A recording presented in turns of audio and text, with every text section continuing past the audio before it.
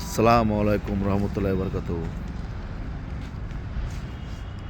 আমাদের কাজ কবরস্থানে ঈদগাহে স্টার্ট হয়ে গেছে। আজকে কাজের চাল হলো এই যে দেখতে পাচ্ছেন, একটা ভিত খোঁড়া আছে, এটা গার্ডওয়াল হবে। এই যে বালি ফেলছে তার জন্যে এটা আজকে কাজ হবে। প্লাস এর সঙ্গে সঙ্গেই চলে যাবো আমরা কবরস্থানে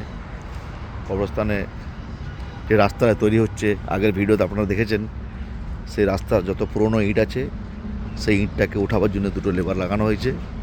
কেন কি ওই ইঁটটাই আমাদের কাজে লেগে যাবে আবার গার্ডওয়ালার জন্যে। তাহলে নতুন ইট আমাদের কিছু বেঁচে যাবে। হাজারখানেক ইট অলরেডি আছে, তো দুটো লেবার ভেতরেও লাগানো হয়েছে কবরস্থানের ভেতরে। তো ওইখান থেকে দেখতে পাচ্ছেন দুটো লেবার লাগানো হয়েছে, ইট উঠাচ্ছে, গোটা গোটা ইট বেরোচ্ছে। ওই ইটটা উঠিয়ে এখানে গাঁথনি হয়ে যাবে সাইডে। এই কাজটা আজকে চলছে। আর এই ভাইজান সকাল থেকে উঠে চারিদিকে পানি টানি দেওয়ার ব্যবস্থা করে, ওয়ালাইকুম সালাম রহমতুল্লাহ, পুরো পরিষ্কার করছে।